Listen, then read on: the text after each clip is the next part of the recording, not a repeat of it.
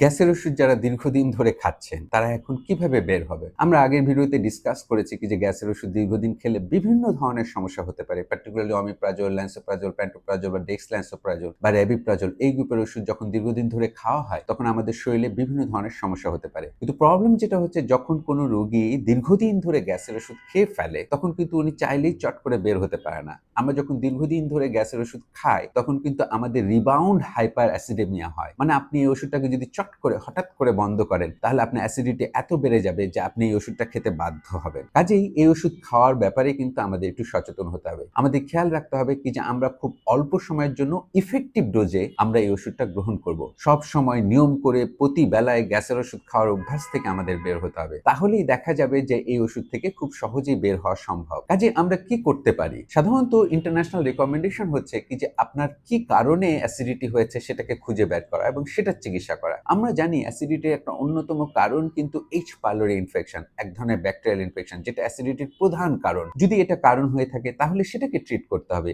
দিয়ে অল্প সময়ের জন্য এই ধরনের ওষুধ খেতে হবে। কিংবা আপনি যদি কোনো ব্যথার ওষুধ খান সেটাকে অ্যাভয়েড করার চেষ্টা করতে হবে, বা যে ব্যথার ওষুধগুলো গ্যাসের সমস্যা বাড়িয়ে দেয় সেগুলোকে পরিহার করে অন্য কোনো ওষুধ বা অল্প মাত্রার ওষুধ গ্রহণ করার চেষ্টা করতে হবে। কাজে আমাকে কারণ খুঁজতে হবে। সেটার জন্য ডাক্তারের অবশ্যই পরামর্শ নিতে হবে এবং সেটাকে কারণ খুঁজতে হবে। অনেক সময় এন্ডোস্কোপি করার প্রশ্ন আসে, সেখান থেকে আমরা দেখি কি যে এখানে কোনো অ্যাসিডিটি আছে কিনা, গ্যাস্ট্রিক আলসার বা ডিউরেনাল আলসার বা গ্যাস্ট্রোএসোফেজিয়াল কোনো রিফ্লাক্স ডিজিজ আছে কিনা বা রিফ্লাক্স ইসোফ্যাগাইটিস আছে কিনা, যেগুলো আপনার অ্যাসিডিটির সাথে সম্পর্কযুক্ত। যদি এ ধরনের কোনো রোগ হয়ে থাকে তাহলে সেই রোগের একটা স্পষ্ট চিকিৎসা দরকার হবে। আরেকটি ইম্পর্টেন্ট ব্যাপার হচ্ছে যখন আপনি দীর্ঘদিন ধরে গ্যাসের ওষুধ খেলেন তখন সেই ওষুধ থেকে কিন্তু আমাদের আস্তে আস্তে উইথড্র হতে হবে। এবং আস্তে আস্তে উইথড্র বলতে, যদি আপনি গ্যাসের ওষুধ যে মাত্রায় খাচ্ছিলেন সেই ওষুধের ডোজটাকে আমরা অর্ধেক করে দিতে পারি। যদি আমরা 2 বেলা খেয়ে থাকি তারপরে সেই ওষুধটাকে আমরা 1 বেলাই খেতে পারি, তারপরে কিছুদিন পরে এভরি অল্টারনেট ডেতে খেতে পারি। দিয়ে আমরা ভিন্ন কোনো ওষুধ যেগুলো তুলনামূলক নিরাপদ, যেমন অ্যান্টাসিড জাতীয় ওষুধ বা H2 ব্লকার, যেগুলো পার্শ্ব প্রতিক্রিয়া তুলনামূলক অনেক কম এবং লেস পটেন্ট ড্রাগ,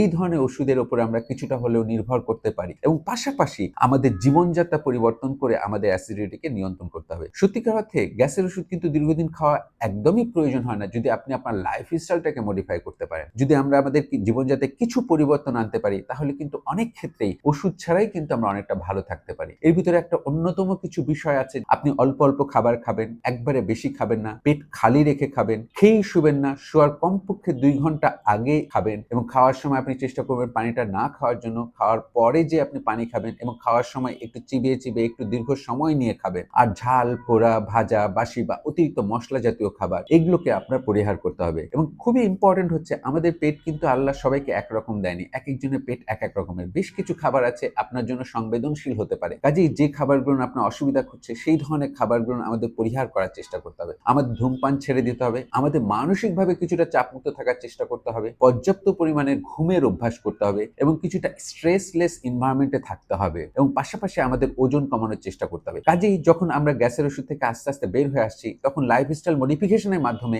অল্প মাত্রার বা সাধারণ কিছু ওষুধ বা উপশমনাশক ওষুধ যেমন অ্যান্টাসিড জাতীয় ওষুধ এগুলো দিয়ে আমাদের গ্যাসটাকে আমরা নিয়ন্ত্রণ করে আস্তে আস্তে এই ধরনের পিপিআই জাতীয় ওষুধ থেকে আস্তে আস্তে বের হওয়ার চেষ্টা করব। ইন্টারন্যাশনাল রিকমেন্ডেশন বলে যদি ইন্ডিকেশন থাকে, যদি সত্যি আপনার কোনো রোগ থাকে তার জন্য গ্যাসের ওষুধ অবশ্যই প্রয়োজন, আমাদের এই ধরনের ওষুধের প্রয়োজন হবে, কিন্তু সেই ওষুধটা অবশ্যই স্বল্প সময়ের জন্য স্বল্প মাত্রায় ইফেক্টিভ ডোজে আপনাকে প্রয়োগ করতে হবে। তাহলেই আমরা এই ধরনের অ্যাসিডিটি ওষুধ থেকে আস্তে আস্তে বের হতে পারি। আশা করি আপনাদের ভালো লেগেছে। সবাই ভালো থাকুন, সুস্থ থাকুন। আল্লাহ হাফেজ।